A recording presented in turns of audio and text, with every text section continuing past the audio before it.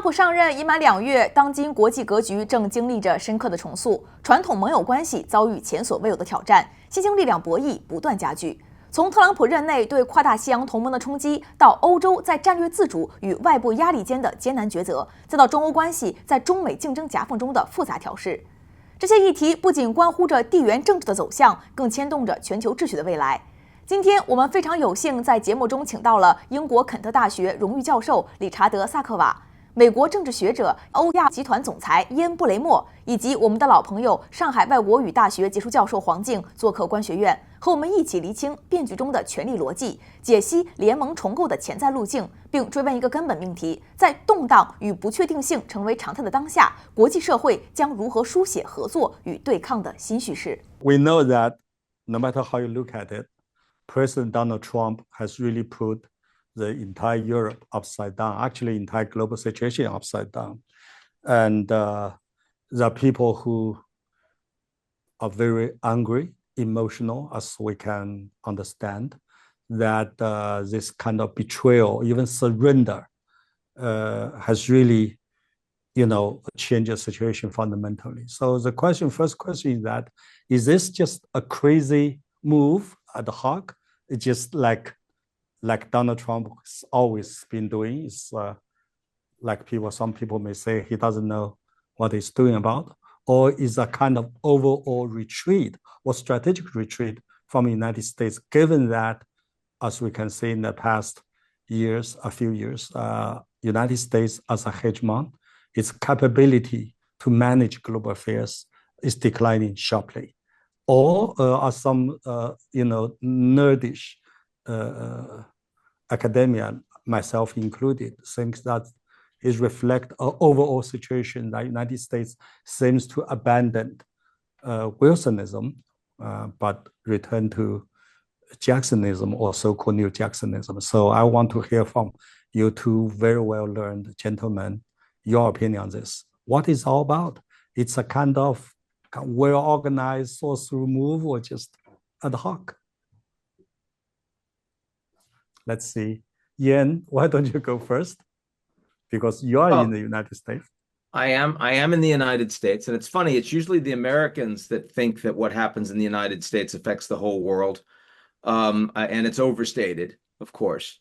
I don't think everything in Asia geopolitically is suddenly changing just because of Trump. I think the alliances are mostly staying the alliances. I think that the relations with China are mostly staying the relations with China. But we're focused on Europe.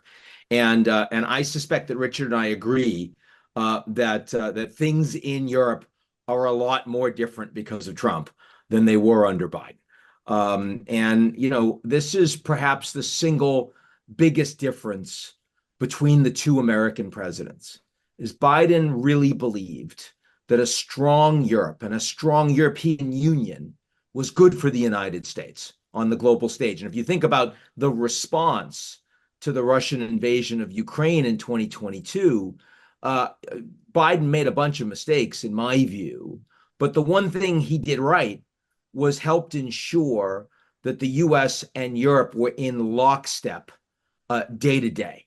They were very well coordinated. That Biden did not want to make steps that didn't have the Europeans involved and aligned. There was enormous amounts of diplomacy behind the scenes. Trump thinks that a strong Europe is bad for the United States. He supported Brexit. When he used to meet with the French president in his first term, he'd always say, when are you going to have a Frexit like the UK, right? He wanted a weak Europe. And he really believes that individual relations between the US and European countries is much better for the US than having a common EU that can project its own interests and, in a sense, take advantage, free ride on the Americans, be tougher on trade, all of these things. And so we can get into all this over the course of the next hour or so, I'm sure we will. But the big picture here is that Trump wants the EU to fall apart. He supported Brexit, and he supports all of the centripetal forces inside Europe. In that way, Trump is actually strategically aligned with Putin on the way that both of these men feel about the Europeans. So, Richard? Yep. So in part, it's the answer to your question is both. On the one side, Trump reflects long-term tendencies and trends. Of course, but the other side is he does it in his own inimitable manner, which is inconsistent, emotional, self-centered, yet at the other hand, perhaps a deeper strategic purpose behind it. So in terms of the first aspect, the long-term reflection, what Trump is doing is asking questions of Europe that should have been answered 30 years ago. I mean, even 40 at the time of Gorbachev's reforms, the end of the first Cold War, and then the what I call the 25 years of cold peace. In other words, the question then was, what is the purpose of NATO? How can we really establish a genuinely functional, inclusive, pan-European security order? All of those questions he's asking in a rather incoherent manner, yet he's putting those questions back on the agenda. At the same time, this, of course, leaves the European powers exposed because they've invested so much into this Atlantic power system in what I call the political West, not only since 1945, but then again doubling down on it after 1991 and then tripling down on it after 2014 and the onset of a Ukrainian crisis. So instead of solving it, they just intensified the security dilemma which led to it. And so ultimately, we have a European Union which has invested in an Atlantic system, a power system, which excludes Russia, which generates conflict all along the borderlands. And yet, at the same time, they suddenly find that the rug has been pulled out from underneath them, and they are behaving now with an extraordinary degree of how can I put it, alarm about their own position because their position has been exposed. The defense of an anachronistic, out-of-date security order, which has generated conflict. Trump then exposes them to the harsh light of reality that Russia's not going away, that it's recovered, it's a major nuclear power on its borders. And guys, you've got yourself into a war, which, while Trump is, well, I was going to say normalizing US foreign policy, that would be a bit difficult to sustain. But he's doing, in a sort of strange sort of way, what Pat Buchanan and others were saying, and Jeane Kirkpatrick, at the end of the Cold War, the US needs to normalize itself, pursue its national interests, work with others within the United Nations, the Charter international system. The world does not need global management of the United States. It needs US leadership, because it's the most powerful country, a huge economy, dollars at the center of the economic system. So, sure, we need wise, sensible US leadership is appropriate. So hegemony, dominance, etc. is not. And Trump sort of vaguely is touching on all those issues. As I said, asking the right questions sometimes, but not always giving the right answers. Yeah, but Richard, I hear you. But the problem is this, and I know where you come from. But this transatlantic bridge or transatlantic alliance has been essential for both United States and Europe in terms of the security interests, economic interests, or political interests. But now Donald Trump seems to throw all this into garbage, and which, in my view, does not benefit either. Europe, of course, is suffering, and United States, I don't think it's against much. I mean, in other words, I would argue that the hegemony of the United States, to a large extent, is based upon the so-called transatlantic bridge or transatlantic alliance. Without it, you can't imagine that the United States could win the Cold War as such. But now it's all gone without any replacement. That was the first Cold War, and it did. The alliance was perhaps essential then, but now is now. The Cold War ended 40 years ago. Why have we perpetuated? You call it a bridge. It's an Atlantic power system. It has certainly been to the benefit of the United States, and obviously we want a continuing economic relationship, but we don't need this tightly bound Atlantic power system forged in the first Cold War, perpetuated afterwards, then reproducing the logic of Cold War. And you say for security. I don't call it security when we have a major war on our continent, which was eminently avoidable, easily changed if we hadn't had NATO enlargement and, and all that's associated with it. So that's not security. We want this to be, I think, collegial And so maybe shorter bits will allow us to do more of that. I think that Europe's problem here is that they are facing three different threats from the United States at the same time. First is they're facing a trade threat. The United States has decided it doesn't really support leadership on free trade, don't like low tariffs that allow a lot of American manufacturing to be outsourced to cheaper parts of the world, think that other countries are taking advantage. Now, trade is within the EU competency. It's something they're comparatively well organized for, so they can hit the Americans back. It'll be, I think, the more civilized of the three conversations. But still, I mean, when the Americans are talking, we're looking forward to April 2nd, when there are going to be reciprocal tariffs that Trump in principle says are going to be levied against everybody. Then the Europeans are going to have to fight back against that. That undermines their own economy, of course, just as it undermines the US economy. And at a time that the Europeans are not growing very much, they're not very productive, it's a challenge for them.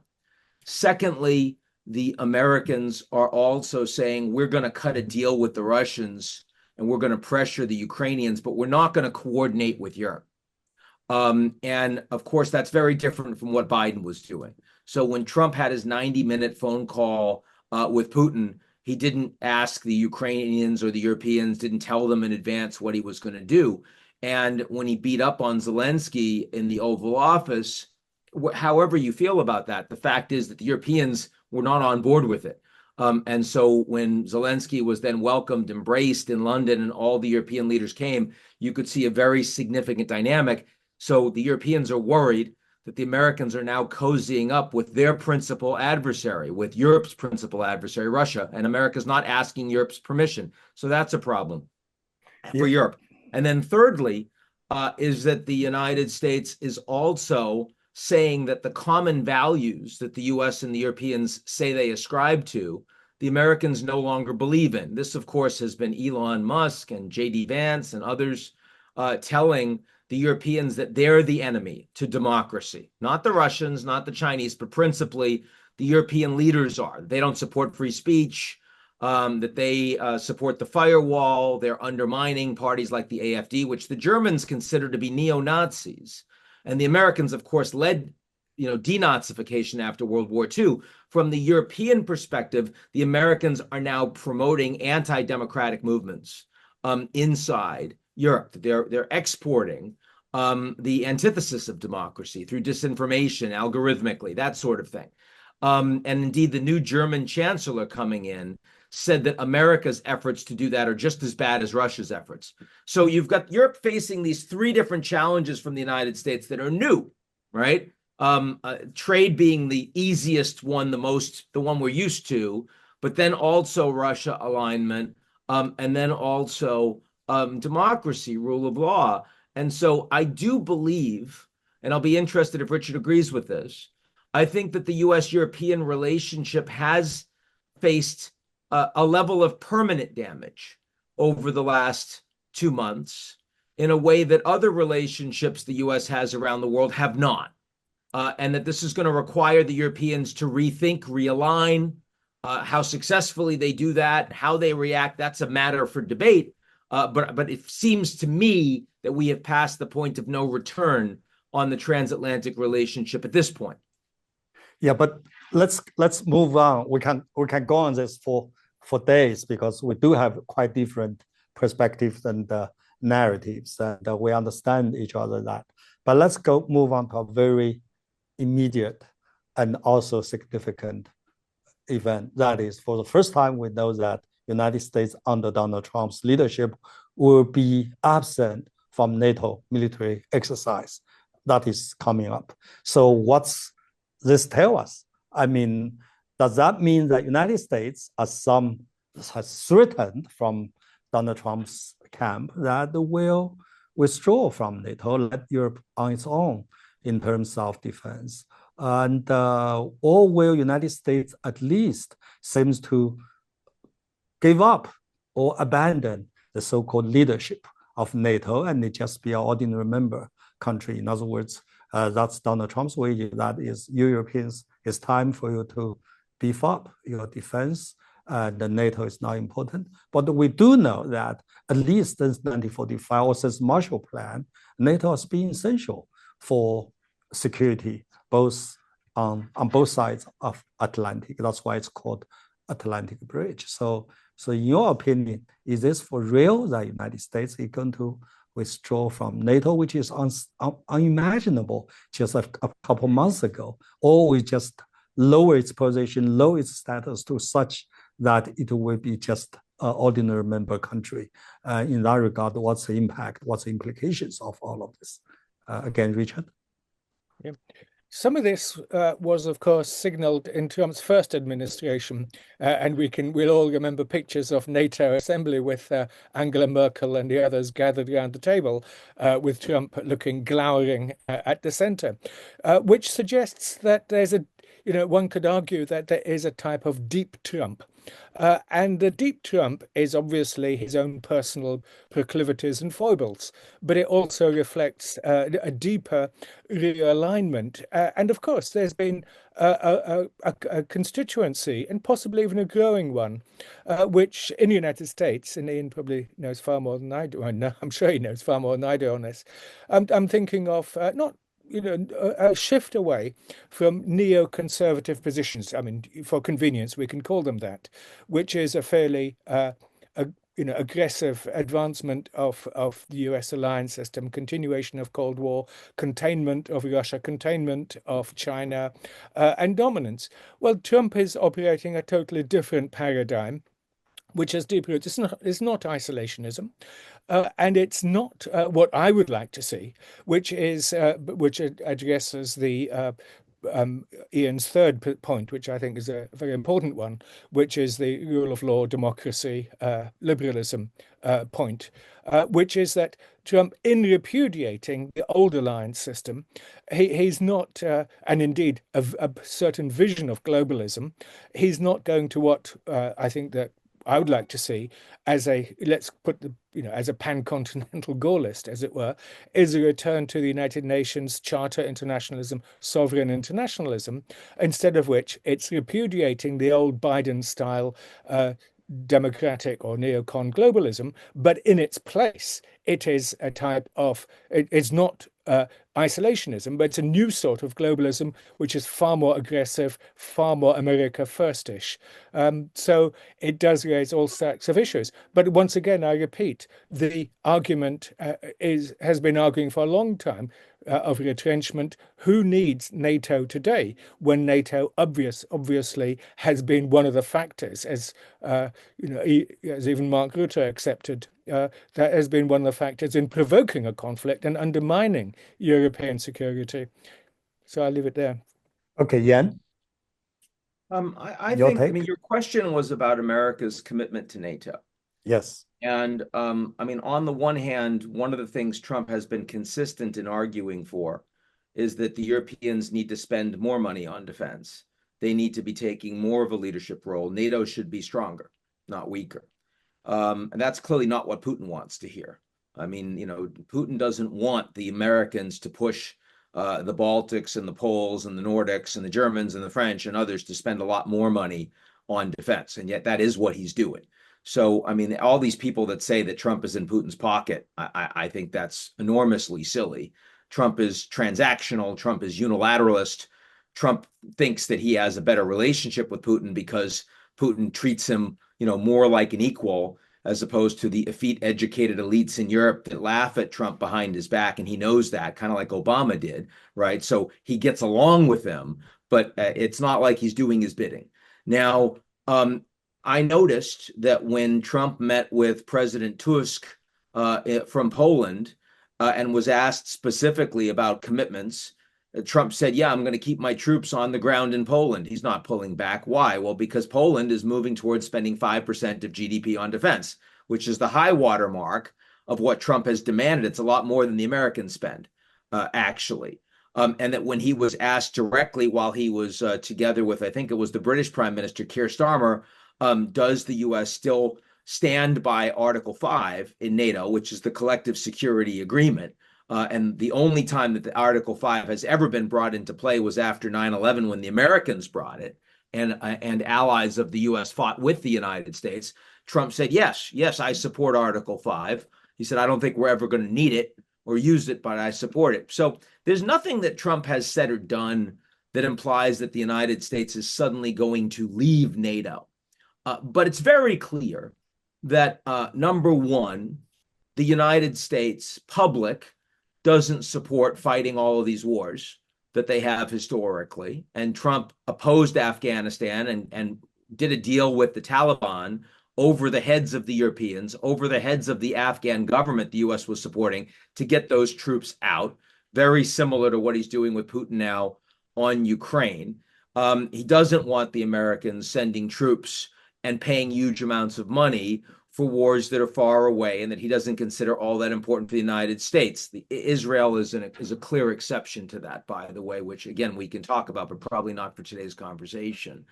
And also, Trump is much more interested in containment of China. He's much more interested in the Pacific theater, and that the additional spend that you are likely to see from the Defense Department in the U.S., which will come, and also the changed spending is mostly about the Americans taking troops and capabilities away from the European and Middle Eastern fronts and moving them into the Pacific theater. So I think, first of all, I don't think Trump is moving out of NATO, but I do think that Trump is putting less resources into NATO. He's less committed to NATO. And I also think that because Trump says some things and then changes his mind, and because the United States foreign policy changes so dramatically every 4 years, that if you are a European leader, you cannot be blamed for asking yourself, if I were attacked, would the Americans defend me? If I were to call up Article 5, if I were Estonia, for example, would the Americans come in to defend me? And I think the answer to that is, we're not sure. And ultimately, a collective security agreement like NATO is not just based on military capabilities, it's also based on trust. In other words, just as Trump says he doesn't have the cards, poker isn't just based on whether you have the cards, it's also based on how you play. And the Americans, if they're going to play in a transactional way, if they're going to play in a unilateral way, that fundamentally undermines the strength and the fabric of NATO, whether you think NATO was a comparatively stabilizing force, as I do, or you think it was destabilizing and ultimately provoked the Russians, as Richard does. Nonetheless, we can both agree on what makes NATO work. And a lot of what NATO makes NATO work, Trump is presently undermining. Yeah, but just go back a little bit. That is NATO enlargement, that is a mistake or strategic mistake, or in some words, like Charles Kupchan said, is even cardinal error. It's an issue of foreign affairs in 2023, I believe, for April and May. There's a debate about this, right? So Richard is not alone. Even in America, some very influential strategic thinkers, like Anne-Marie Slaughter, like Charles Kupchan, and so on and so forth. Richard Hess, for another one, or late Kissinger, and they all believe that this NATO just overstepped its boundaries and provoked this war. But that's one point. But my point is that if the United States really, let's say, lower its commitment and make itself like untrustworthy in this regard, so the real role of NATO as a kind of pillar for security and peace in Europe will be diminished in such a way that no one would take NATO seriously. Just like Ian just said, if Estonia or Lithuania under attack, not only United States may not move, but even NATO major powers like Germany, like France, they may also say, hey, you don't have a card. So that's a kind of result exactly playing into the hands of Putin, right?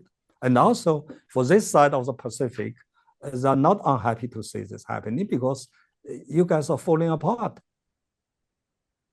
I have things to say about that, but I should let Richard go first. Okay. Just to say 3 points on the 5% spending, or indeed upping it, and European or NATO is now thinking making 3% the, as it were, the minimum. That's certainly a big push from Washington, and obviously defense burden sharing has been a long-term Washington concern. But that's one way of looking at it. The other way is to say, look, what are the genuine threats in Europe? If we do this, if we go back to first Cold War spending levels, why are we doing this? What is the strategic context in which this is happening?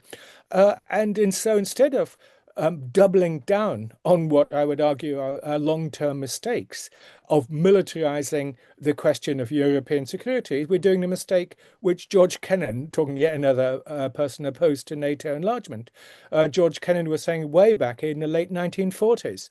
His vision was never, fully militarized response to the Soviet threat, which was genuine, but to deal with the more diplomatic and a more sophisticated vision of containment. And I would return to that vision as well. So we need, obviously, security. It needs to be balanced, but it also has to say, look, as Macron used to say, can European security be built against Russia, which would mean another generational conflict, shifting away, European Union moving away from being a welfare organization to a warfare body? Already we see the NATOization of the European Union to a very distressing extent even. So that's the larger issue. Just say one final word about NATO enlargement, because it's obviously the key thing.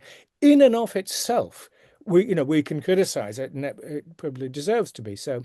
But my argument is one which goes back to William Burns back in the mid-2000s, and even Brzezinski in 1997. Zbigniew Brzezinski, who a passionate advocate of NATO enlargement, always said it had to take place within the framework of a larger security treaty or some sort of relationship with Moscow.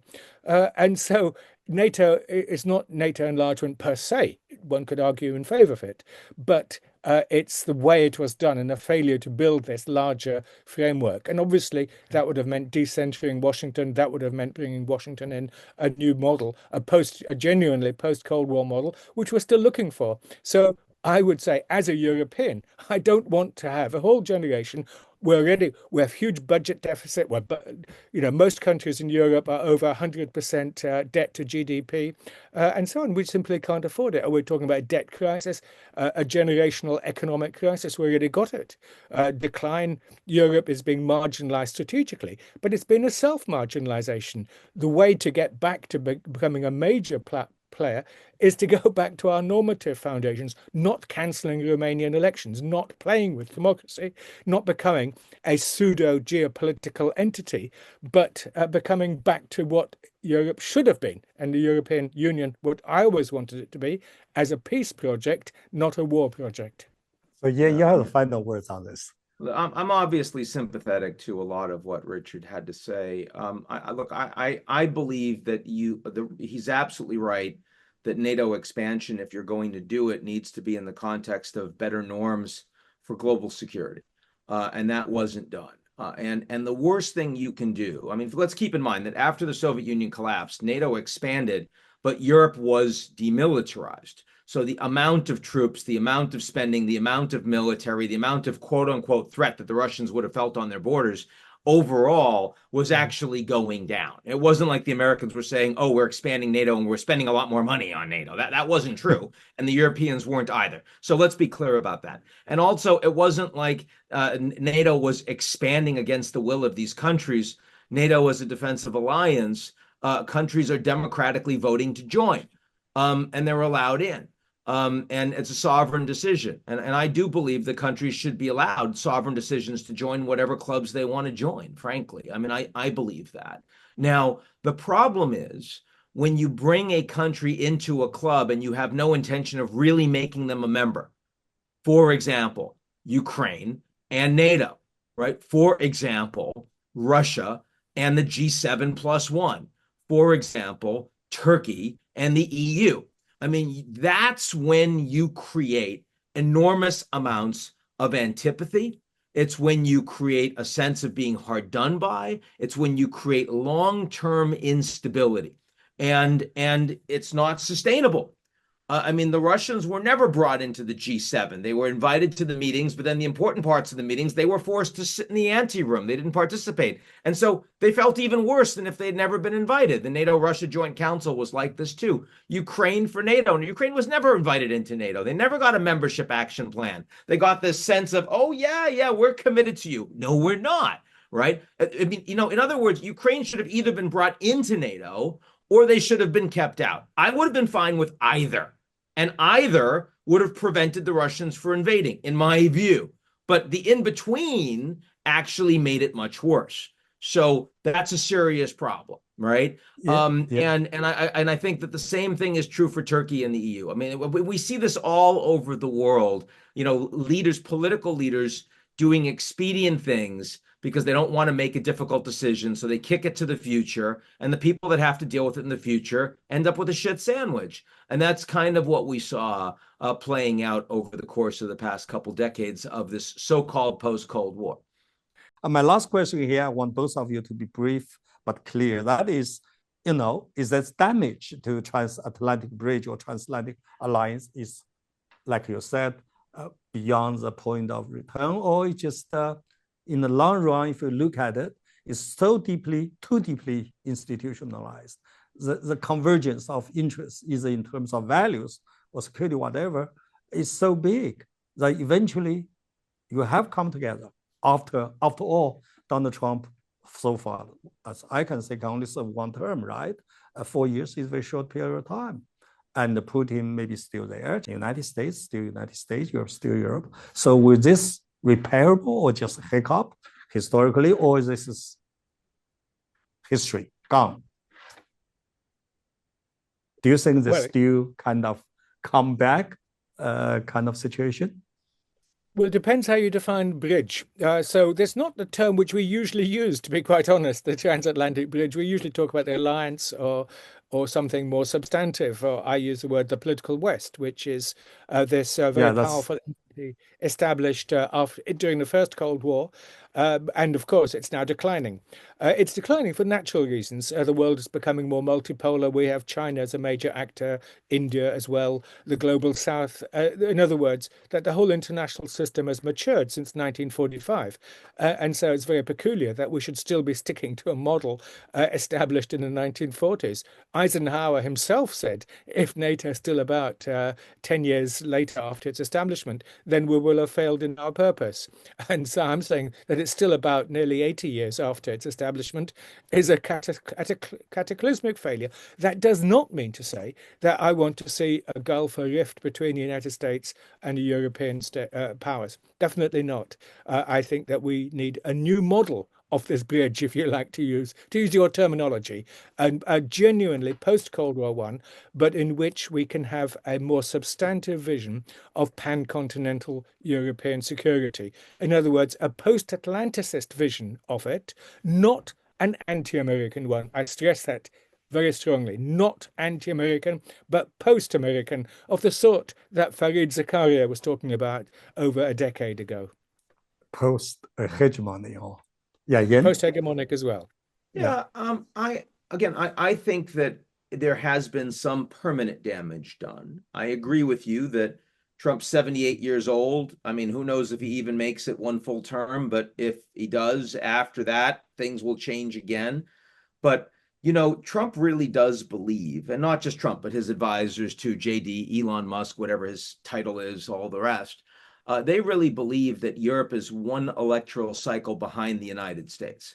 And if the Americans push on this rule of law issue, if they push on this anti-democracy issue, define it as you will, that the AfD can win in Germany, the Reform Party can win in the UK and split the Tories into two, the National Rally can win in France, and the Patriots, the so-called Patriots, can win in the European Union.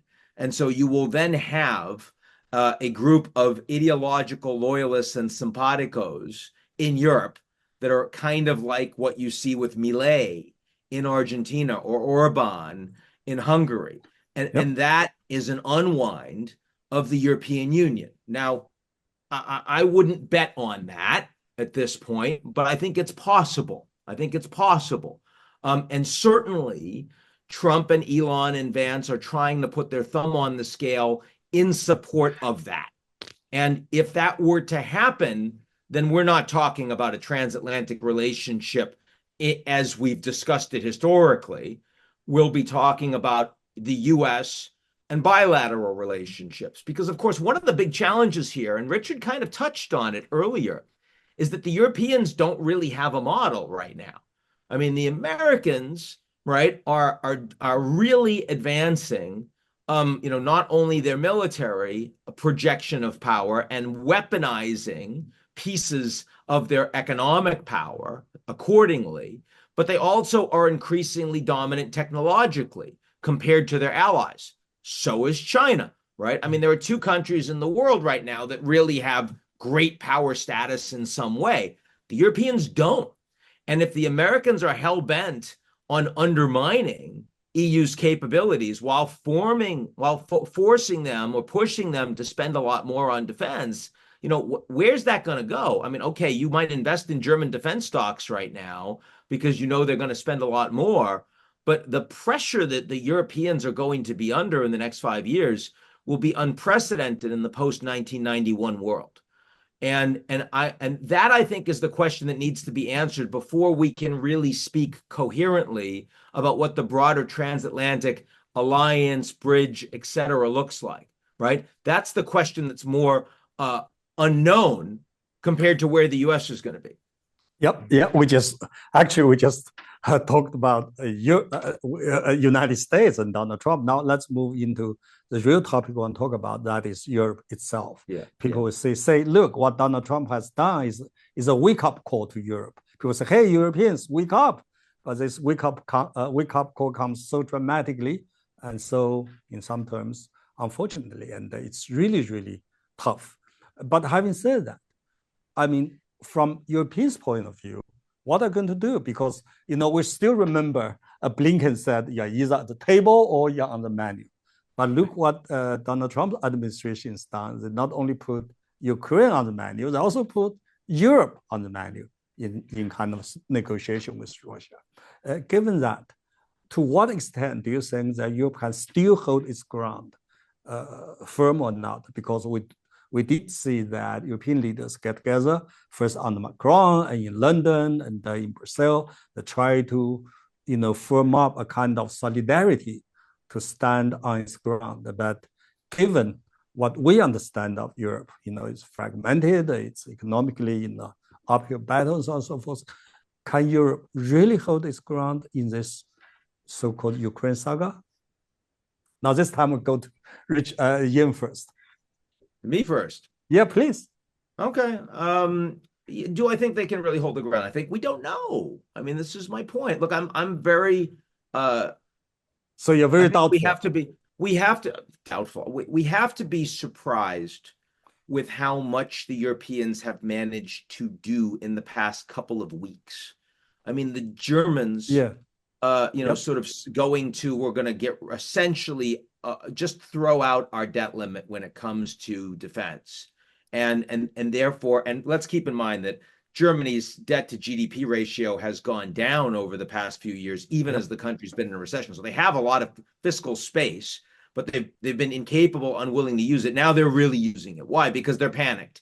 And the French are now saying we're going to go up to 3.5% of GDP defense spend. And there's been enormous efforts by the EU to stand up greater credit lines, talk about seizing the assets that have presently been frozen, the several hundred billion of the Russians, if the ceasefire is broken, as a snapback. They weren't talking about that even a month ago. So, I mean, definitely, I think the Europeans understand the level of urgency that they are presently facing. Very late in the game, but nonetheless, they understand it.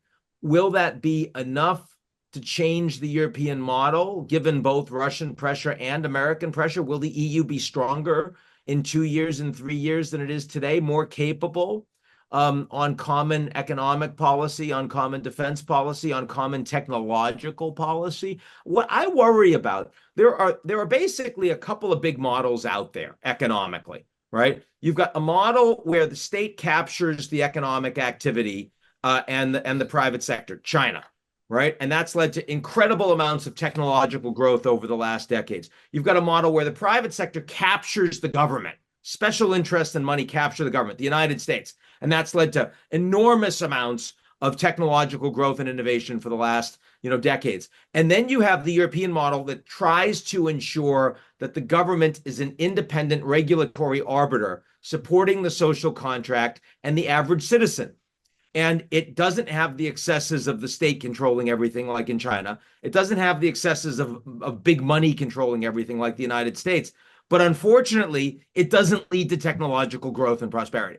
And that's a problem, right? That's a real problem. And so will Europe have an effective is there an in-between? Because the US is only leaning farther into big money controlling the government. It's more kleptocratic. Where's Europe in the next 5 years in that model? I fear that even though the European model actually treats citizens in a more humane and decent way and upholds rule of law in a way that China and the United States do not, nonetheless, I worry that the European model is not built to last. And I think that's I'm very interested in what Richard has to say about that. I think that you've just given an excellent analysis of the dilemma. I agree very much with all that you've said. A couple of additional points. The first one is to reinforce what you've just said, is to refer to the report by Mario Draghi at the end of last year on European competitiveness. Yeah. It was a very thorough report which identified those issues which Ian has just mentioned, in particular competitiveness, on a global scale, innovation, the lack thereof. He lists the sort of United States has got $6 trillion companies established in just last few decades. Europe has none, and so on. As well, on top of that, all compounding it, energy costs, which are 2 or 3 times higher than those in the United States, a multiple higher than those in China. So, and of course, cutting off the source of Russian cheap energy has compounded it, deindustrialization in Germany, and so on. So that's the first point. The second one is it wise to double down on failures of the past? I mean, I've always been in the past a great supporter of the European Union, of European integration, but more and more, you can call them right-wing populists, call them what you like, but ultimately, let's call it a more neutral term. There has been a very powerful sovereigntist backlash or upsurge. Brexit is one symptom of that. The high vote for example, Călin Georgescu in Romania at the tail end of last year, he's just been banned from standing for election. So in other words, what I'm concerned about in response to those challenges, which Ian has so excellently identified, that then the response, which we need to have a response, but I would like to have a bigger and more open debate about what sort of response we as Europeans, the UK and EU, should do to it. And simply then going towards the militarization option to double down on Cold War attitudes, and which of course has all blowback effects, as we're just seeing in Romania. It undermines the quality of our democracy. It undermines the quality of public discourse, which and of course, on the other side, we should simply not forget that there are nearly 150 million Russians out there who are also Europeans. They also, ultimately, I'm quoting a Levada opinion poll of the other day, 70% want peace. They want to live normally. They would argue, and whether you agree with it or not, we should, empathy is not the same as sympathy, to understand what the logic was which started this conflict. And therefore, let's unwind that logic, let's examine it, and let's move beyond it to establish some sort of pan-continental economic framework. I mentioned the security one earlier, which would allow Europe then to become competitive. As long as it is divided along this new Iron Curtain, this new front, it will become debilitated, it will remain marginalized, and then it will suffer a massive self-defeat by going the path of militarization, increasing debt. You're absolutely right. Germany's got only a 64% debt to GDP ratio, so it's got headroom to spend money, but it should spend money on what it needs to. Modernizing its railway network. 1/3 of trains in Germany are running late permanently, as you may have heard the other day. Switzerland no longer allows. Which is shocking. Germany. It's shocking. I know. Right? It's absolutely shocking. This isn't the Germany we know and love. I experienced that myself because I have to be in Germany twice or three times every year. I know that the train system is a disaster. It takes me 12 hours from Berlin to Bonn just last year, which is terrible. But going back to Richard's point, I mean, it takes two to tango, right? You do want to have a peace with Russia, I got you. You do want to have a kind of normalized relationship with Russia, but doesn't mean that you can change yourself, but doesn't mean you can change Putin. You can change Donald Trump, just still who they are. And if you just say, okay, let's do our own business on our own, it seems, we all understand that we're facing some threat or some rivalry as strong as Russia or China and so forth. Europe is powerful, is a player, is on the table because Europe stand together. But if Europe's falling apart, and what are they going to do? That's my point. Was this going to the next point that both of you are touching upon? I really want to get to it. To what extent can Europe become truly strategic independence, as some European leaders has vowed to, given the fragmentation, economic stagnation, and all those problems, the right wing just mentioned? Can they really achieve either individually or collectively the so-called strategic independence in today's situation? Absent the ability to strategically invest in new technologies, it's really hard to imagine how the Europeans can achieve that. The Draghi report that Richard just spoke of, everyone that's watching this right now that cares about Europe should read it, because it's a blueprint for how the Europeans could actually become economically independent and vital over the next 10 years. And independent doesn't mean without allies. Independent means having the ability to have some agency over their own future, over their collective future, over their citizens' futures, which they don't have right now, which they are lacking right now. And by the way, almost every leader of Europe, and again, I'm going to kind of take people like Viktor Orban on one side because I view them as kind of crisis actors who generally lie for their own benefit. But the real European leaders, right? Whether it's Meloni on the right, or whether it's Starmer on the left, and Macron and Merz in between, they all agree that this Draghi report is what Europe needs.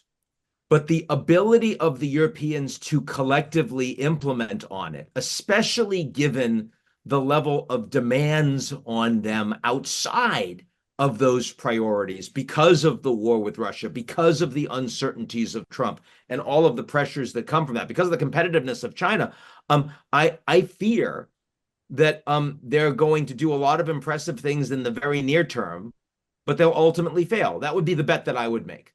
I mean, when I look around the world, I see two truly transformative technologies that are going to change every sector in every country. I see AI, where the Americans are in the lead and the Chinese are close. And I see post-carbon energy, where the Chinese are in the lead and nobody is close. And the Europeans have neither of those. And they're not really investing in either of those. And so they're going to be not makers of the new global economy. They're going to be takers of the new global economy. And I worry about that. Yeah, but even as rich as just German, I don't think individually German would have that kind of capability and resources to do what you just said. They have to stand together. Okay, Richard, your take on this? Yeah. I mean, they do have some strengths in pharmaceuticals and so on, but the worst thing is, of course, that it's gone along the service sector financialization path, which is obviously big elsewhere. But in the sense that what this war has shown, one way or the other, is that ultimately what we used to call the real economy, the manufacturing sector, really is important. When I say manufacturing, I mean innovation in a wider sense of doing innovation and exciting new things. So I agree with the analysis so far. What I'm concerned about is, Draghi was a very good signpost to what the challenges are and the possible ways of dealing with them. But what I'm concerned about at the moment is that Europeans, in this panic given by the hectic pace of events in the last few weeks since the new administration took over in Washington, is that Europe is bolting down a dead end, in a sense that there's a lot of talk within within Europe that it's becoming very neo-Soviet. And amongst all of that sclerotic, very expanded and unsustainable welfare states, I don't agree with that one, but just simply say that's the argument. But one of the dangers then, of course, is then militarizing in the way that the late Soviet Union did, rather than dealing with the substantive social and other transformations which really do need to be done.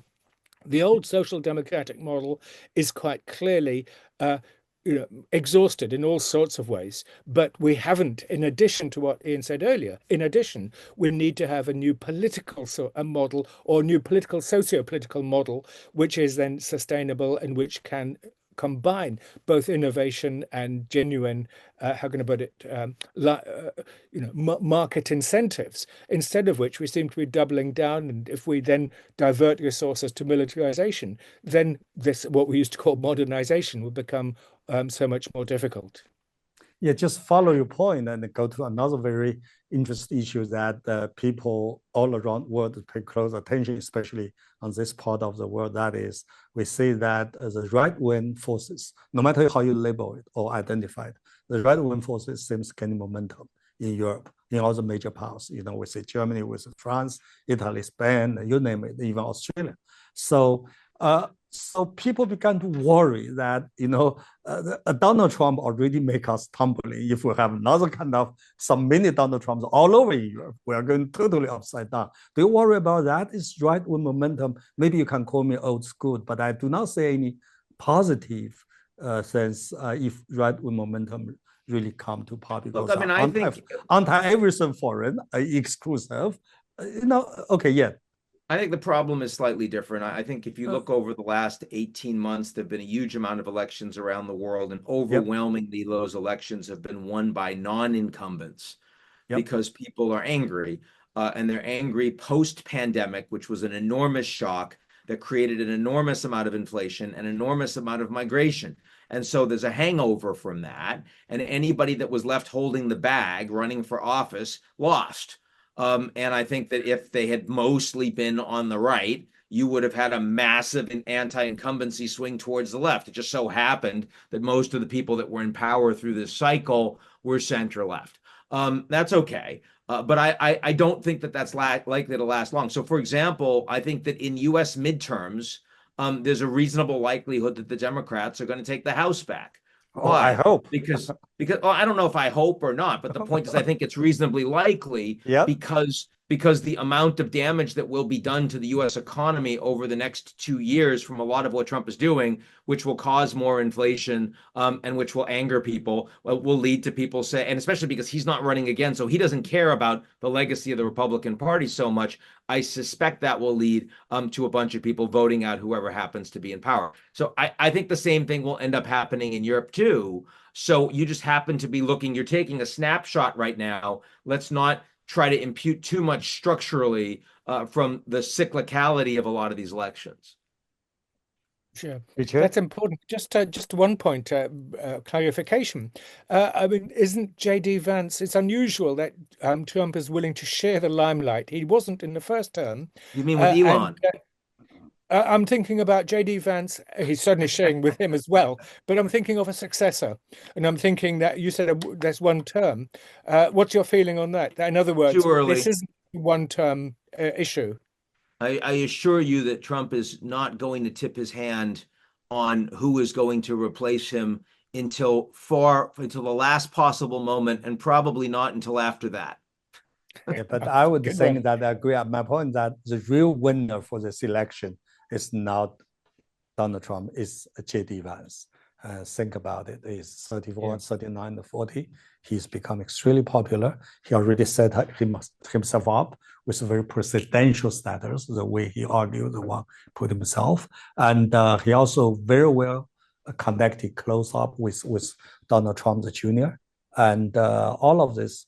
So if Democrats cannot win back in 2026, I will think it's a very good chance for J.D. Vance to be the next U.S. president, which, for good or for bad, it is make us worry more about what's going on. But let's go back to Richard. Sorry, Richard, to interrupt Yeah, you. it's fine. Yeah, just to say that, in other words, Vance is reinventing the role of the vice president in quite interesting ways.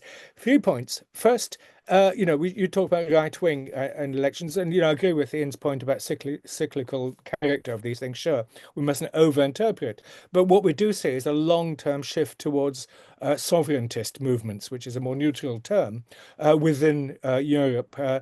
And of course, Brexit was a pre-pandemic issue, and it was a protest vote, ultimately, against the incumbents. Obviously, migration was an important factor. But more than that, the fact that the whole model, in the first 40 years after the Second World War, it was a social democratic movement. Then the next 40 years were a neoliberal, a more market-oriented, and, we can go far, far more further in the critique of it, like Wolfgang Streeck and others do. What I think we're now entering in is a third 40-year cycle. I mean, who knows how long it's going to last? And has been much prefigured in terms of their sovereigntist vote. It's and indeed, in particular, concerned about the way that the European Union has emerged. In particular, the way that the Commission has used the Ukraine war to behave and to seize power from the nation states which were not envisaged. And of course, Ursula von der Leyen is speaking as if she's, as somebody said recently, as if she's a president of the United States of Europe. Well, that sort of entity does not exist, and it should not exist, and it was never envisaged within the European Union. Hence, we have this sovereigntist backlash, and including that was Sarah Wagenknecht in Germany. Unfortunately, in my view, she didn't get in. They got 4.97%, which was rather too close but uncomfortably miss as good as a mile. The second thing is, of course, that there has been this we're living in a post-liberal age, and then just to say that it has to be intolerant and so on, that's not what we're saying. When we're critiquing liberalism, we're talking about an attempt to reinvent the social state, not just a social welfare state, but a social state that can actually deliver public goods and reduce what is becoming a major crisis of inequality, of exclusion, of regional inequalities, and ultimately a whole generation emerging, Generation Z, which has a huge sense of hopelessness. They cannot see a vision. There's no progressive vision. There's no vision of the future. In fact, the future they tell me all constantly, has been stolen from them. Huge student debt, everything. The social model is breaking down throughout.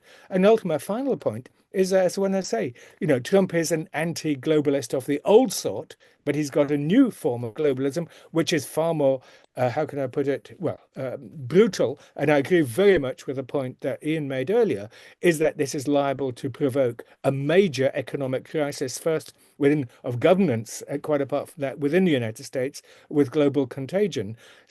But unfortunately, what we do need is not just simply a new model of this sort of very competitive, great power globalism, dog-eat-dog globalism, but a new vision of genuine internationalism. And that's where we have the BRICS, we have all sorts of other bodies calling for it. Whether they're doing it or not, we can debate. But in other words, the Western world itself, not just Europe, is becoming marginalized.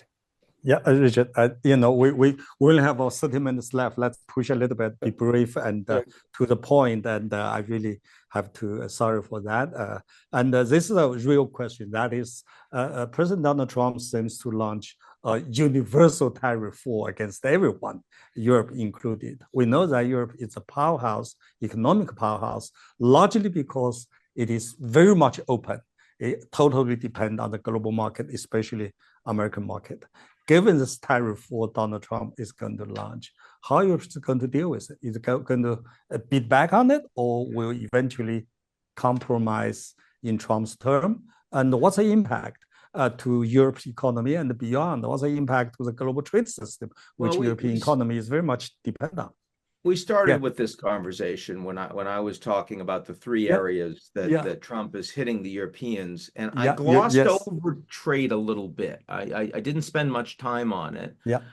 In part because I knew we were coming back to it, but in part because it's the area of the EU's maximum competency, right? I mean, the EU was not established to be the United States of Europe, but it was established to be a common market. It was established to create common trade policy. And so it's good at that. It has capable people in those fields.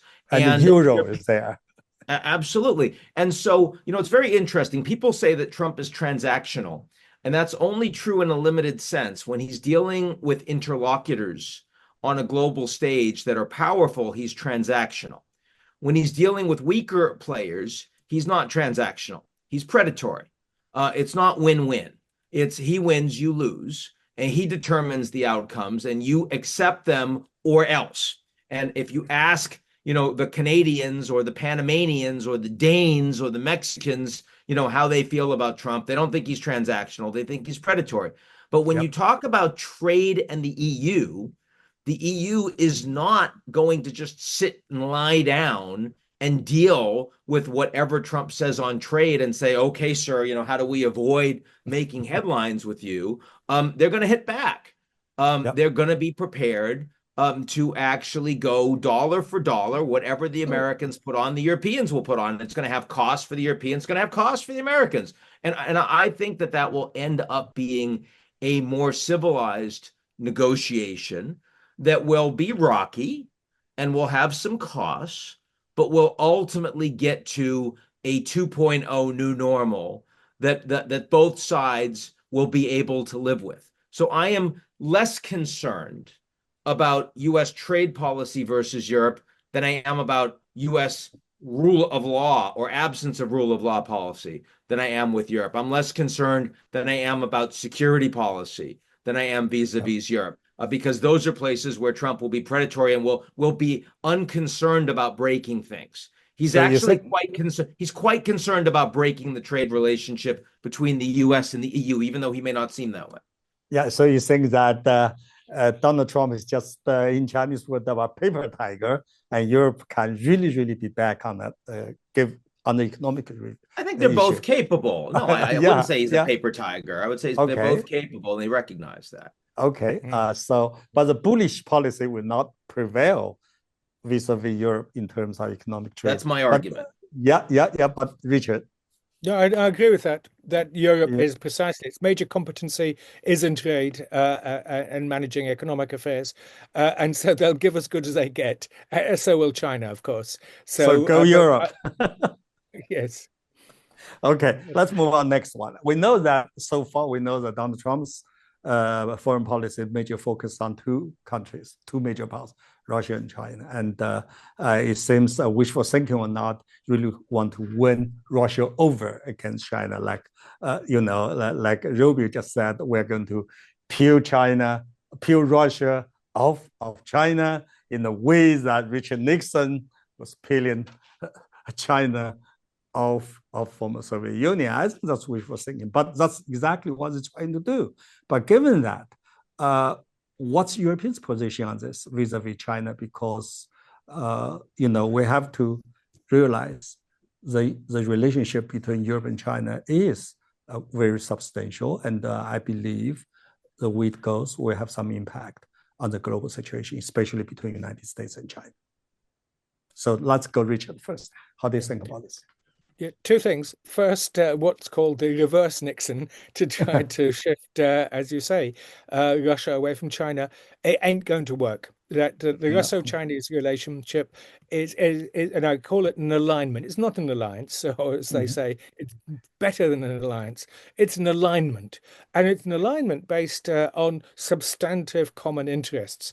Obviously, just simply put, there's a 6,000-kilometer border, and neither wants to see it remilitarized as it was in the late Soviet years, and obviously a very deep and profound economic relationship. But my key argument ultimately is that there's a normative commonality. This isn't to say that there are not a lot of tensions. Of course there are, as in any major power relationship. But the normative framework I have in mind is that, for example, reflected in a joint statement of February 2022, just before the war, and it was very explicit, and it's been referred to several times since, is the appeal to the Charter norms. Obviously observed as much in the breach as in the actuality, but that's not the point, is that in appealing to the Charter international system, the United Nations system, of 1945, of which both were founder members and still permanent members of the Security Council, that it's a vision of sovereign internationalism, where you don't interfere in internal affairs of states. It's a vision of, Westphalia plus.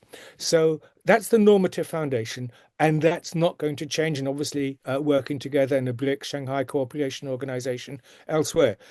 And in fact, so in other words, the US strategy, the reverse Nixon idea, is such an anachronistic concept that it's really not going to work. That doesn't mean to say that there isn't enormous scope for improved relationship in that triangle with the United States. There is, and we'd like to see that. It doesn't have to be lose-lose. Just in the final thing you talked about, what is Europe's position? As we know, for years there was discussion of this investment treaty, and then when under Pompeo, relations with we're the going US... to get into that soon. We're going to get to that point. Yeah, go ahead. Okay, but just to say simply that Europe ultimately is, again, in this field as others, playing catch up. And obviously, since Trump has come in, they've been desperately trying to mend fences with China, and just as Keir Starmer leaders have gone trying to do as well with Beijing. So, it's a new situation. Europe is trying to adjust to the new geopolitics. Yeah. I think that the Europeans are not about to become aligned with China. I mean, the challenges that they've had with China don't go away just because suddenly they have a problem with the United States. I mean, they've lost a lot of their industrial capabilities because of over-indexing on China and not being suitably competitive themselves. Plus, you do have real issues that as long as this Russia war is going on, and a ceasefire will help, but if the eventual deal between the United States and Russia is keeping the Europeans out, then Europe's still going to have a fight on their hands with Russia. And of course, that has made it impossible for the countries that had been closest to China in the old 16+1, 17+1 format. Those are the ones that most need Chinese investment. But many of those countries are on the front lines with the Russians and are the ones that are most angry about the Russian invasion of Ukraine and are most angry about China's support of the Russia invasion of Ukraine with, dual source technologies and all the rest. So I don't see a sudden pivot, a dramatic change there. The opportunities for China are overwhelmingly in the global south. And they're being, not only provided by, they're being expanded by Trump's unilateralism and Trump's pulling out of USAID, and pulling out of the WHO and pulling out of the Paris Climate Accord and not caring about multilateralism. And China is leaning in and saying, hey, we're multilateralists, we're prepared to engage. That's a big opportunity. Europe, much less so, in my view.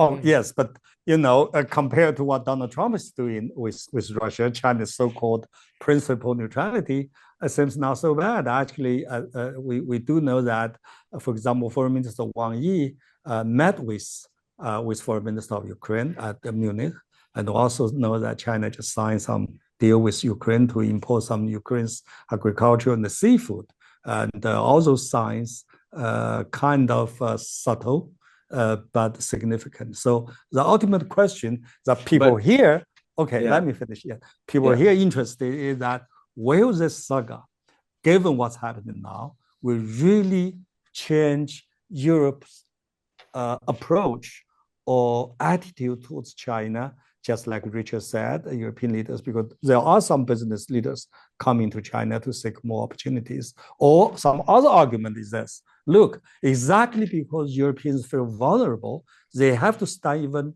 stronger, firmer vis-a-vis China. Just look at, what G7 statement just came out recently. Look at the newly elected Prime Minister of Germany's statement on China. Look at, von der Leyen's statement on China. Looks like they firm up a little bit more instead of trying to have a more soft or friendly approach towards China. So I just want to get further into this. I know Yang was go ahead. Yeah, I mean, so 2 points. First, don't over-index on, you made this point of compared to what Trump is doing with Russia, Ukraine doesn't look so bad. Trump, the United States, I know the United States is still providing intelligence to Ukraine after suspending it briefly. They're still providing military support to Ukraine after suspending it briefly. That is not what China's doing. The Europeans are overwhelmingly on the Ukraine side. The United States is more neutral than it was under Trump, but let's be clear, China's in a very different position. So I don't think that we should over-index on stuff that Trump. I do believe that the earlier question we discussed about where Europe is going, right? Is Europe going to be able to hold together, or is Trump right?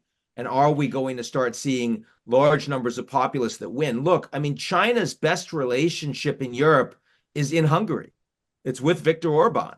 I mean, that's where the Chinese trade and investment is dominant. That's where they're welcoming you in, more automotive production, all this kind of stuff. If it turns out the EU falls apart and a bunch of right-wing populists who are not particularly interested or concerned about common values and rule of law and all the rest, that is probably the best outcome for China, that has had a more transactional perspective in how to engage with countries irrespective of their political systems. So if you're wondering whether or not Europe will pivot towards China as the EU, no. If the EU starts falling apart as individual countries, yes, I think there'll be a bunch of that. Now, before I let Richard come in, I just want make one very quick point. We know that as early as 1958, the then Prime Minister or Premier Zhou Enlai said, or let me quote, "United and prosperous Europe is good for China. It serves China's interest." The logic goes simple. The more united and prosperous Europe is, the more independent it will be or wants to be. So that's why just a few years ago, quite a few years ago, China has quietly dropped what you said, 16+1 plan. It's just dropped it. And it goes to Brussels more often. I try to work with EU rather than with European powers. But the problem, of course, number one, China hear different stories from different European powers. Germans come to China, say one story, and Macron comes another story first. And second is that, for example, on the Ukraine war issue, China does want to work with Europeans, but Europeans have a strong attitude, but no clear-cut position. Europeans have a lot of demands, a lot of wishes, but doesn't have a clear-cut policy. So it's difficult to work with.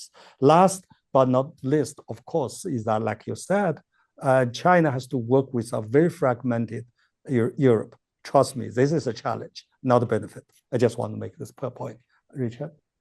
Yeah, I think that we are living in a very open historical moment of the sort that possibly only for the third time since the end of the Second World War, the first one being immediately after the war, the second during Gorbachev's reforms, the late 1980s, early 90s. So we've entered another one. And this offers huge opportunities for China. And what I think is going on, you say, yeah, 16+1 has gone effectively because so many states were leaving it and it became so divisive. But at the same time, China has emerged. I mean, early on in the war, it issued its principles for the end of the Ukraine war. And they were obviously very abstract, but important. They've had joint initiatives with Brazil. So what the Ukraine war has done, I mean, leaving it at the very high level, macro level, what we're seeing, it's obviously a massive blow to the credibility of the global north in the eyes of the rest of the world. It's yet again seen as Europe's inability to solve its endemic civil war. We had the First World War, the Second World War. We now have the third. Imminently and hopefully avoidable. But we are on the foothills of that. This endless European inability to establish a sustainable, enduring, inclusive peace order. And China would like to see it. I mean, it said it explicitly. The documents have said it. Everything has said it. And as we come to the end game of this war, one way or another, China has been mooted as being the main state which may provide peacekeeping forces. And that really is a historical moment of epical significance, that China comes to Europe to help us establish a peace order in Europe that we as Europeans failed to do. And that, I mean, I would welcome, for example, obviously I'd welcome Chinese mediation and Chinese pacification forces to stop this war and indeed perhaps establish a dynamic towards a larger peace order. Yeah, obviously from this side of the Pacific, the people see two different pictures. And on the one hand, we do see that a lot of expressions or hints that Europe will come closer to China, or at least if Europe can really achieve this so-called strategic independence, it will play a role of like a hedge between the United States and China, or like some people say, strategic balancer. But we have another story saying no matter what, Europe will still lean towards or even side with the United States vis-a-vis China. We don't know yet. That seems quite divided on this. But of course, the overall picture from this side of Pacific from China is that there's a lot of convergence of interests in terms of environment, non-proliferation, and social and political stability, global trade system, financial stability, and so on and so forth. There are common interests between Chinese and Europe. So this comes to us, leads us to the very specific question that is, Richard just mentioned, the comprehensive agreement on investment between Europe and China, which of course the EU Parliament has frozen rectification. People say it was dead. But now some European leaders, including von der Leyen herself, hinted that there is a possibility to resume negotiation. So if this really happened, that would be a very substantial step towards reconciliation between Europe and China. It's a good thing, at least for the Chinese. This is very good news because two economical powerhouses, if can work together, at least can kind of less some damage done by Donald Trump's tariff war. So in that regard, let's go, Richard, first. To what extent you think it's likely that CAI can get back, can have a second run? As you know, it took years to negotiate, and then it came to a shuddering end in the tail end of the last Trump administration. I personally would welcome it. I agree with your argument that ultimately, a strong economic relationship between China and European powers is to mutual benefit. And of course, Ian mentioned earlier some of those tensions, the fact that we've lost their competitive edge when it comes to electric vehicles, when it comes to solar panels, in a whole area of elements and where there's difficulty. So, but of course, all these issues can, have to be worked out. As for the likelihood, yes, we're in a new geopolitical moment, and Europe suddenly realizes that it needs China as much as China needs Europe. So who knows what's going to happen, but certainly I would like that agreement to be signed, sealed, and delivered. Yeah, I'd be surprised. Again, I think that what the Americans are doing right now to Europe makes it more attractive as at least a lever diplomatically, but maybe as a longer term hedge. I just see when I look at Merz right now in Germany, and I understand where he stands on China, which is pretty hawkish, all things considered. And he represents the largest economy. I mean, yes, they recognize that they need to be independent of the United States, but I think they're going to be very careful in what they're going to sign and what they're going to engage in Beijing. So at the end of the day, I would be surprised if that deal ends up getting over the finish line and signed, even though I see some strategic reasons why many Europeans would be interested in that. So you're doubtful about this? Yes, I think, this brings us to end. I'd like to give each of you two gentlemen about 1 or 2 minutes to give a kind of, not summary, but kind of your really the key point you want to make for this very meaningful conversation among three of us. We go to Ian first. I think that the European Union has been the most successful experiment of supranational governance in the world. And we owe a debt of thanks to all of the people that have embarked in that experiment. Yes, it has eroded state sovereignty to a degree, but it has also shown that international cooperation can allow for the promotion of shared interests and values long-term and strategically that make the human condition better. It is facing an existential threat right now, geopolitically from Russia, geopolitically from the United States, and also from a bunch of short-sighted decisions of their own leaders. I hope that will ultimately make the EU and Europe stronger, but I think that we have to all recognize that this is a period of great uncertainty, and we don't have a crystal ball for 3, for 5 years out for Europe right now. We don't know if they're really going to make it. Again, from my perspective, I certainly hope they do. Richard? I think that we're faced with a paradox. The more that the European Union becomes geopolitical, the less it becomes the European Union that it was initially established to be, and the one that I wanted it to be, which is as in addition to what Ian said, a peace order. And obviously it was established in part to ensure that France and Germany were never able to go to war with each other. Its catastrophic failure in the post-Cold War years, that it failed to play the same trick with Russia, and of course all the countries of all the former post-Soviet states, and therefore it then became an instrument of division, as we know about the Maidan. Of course, was all about signing an association agreement. It became, as Ian was saying earlier, about being in or out of NATO. Either you're in or you're out, but not this endless twilight zone. I think the European Union has entered a twilight zone.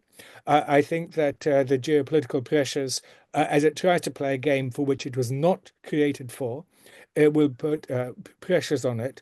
So its very existence, and indeed of the entire Western security system, given the fact that clearly Russia is a nuclear power, and it's taken, the war is going to have huge blowback effects, which may whose power and force and shape is difficult to predict.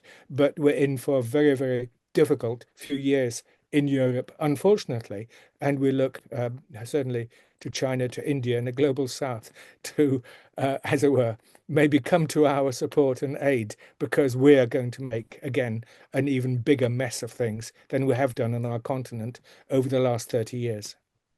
Yeah, I think three of us, even though have different opinions from different perspectives, I think three of us would all agree that Europe is facing a very, very tough, formidable challenge because what Donald Trump is doing. No matter what comes out from this US-Russia deal, Europe will look bad. It's bad for Europe economically, in terms of security, in terms of transatlantic relations. The totally gone. It's yesterday's story.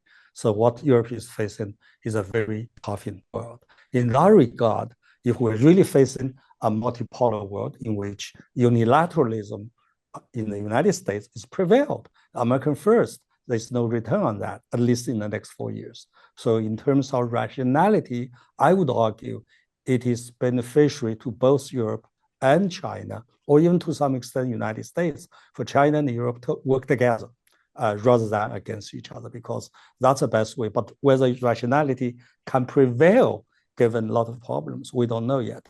But I just hope that wisdom and the courage of Europe and China, especially in terms of leadership, can really work us into that direction of cooperation, or at least coordination rather than confrontation. Because even for the sake of Ukraine war, a cooperation, a coordinative kind of platform between Europe and China is more beneficial than other way around. So that's my point. Thank you very much, Ian and Richard. It's a great pleasure and privilege to talk with you two gentlemen. I hope we can continue this conversation down the road. Thank you so much. 感谢大家收看我们今天的节目，我们下期再见。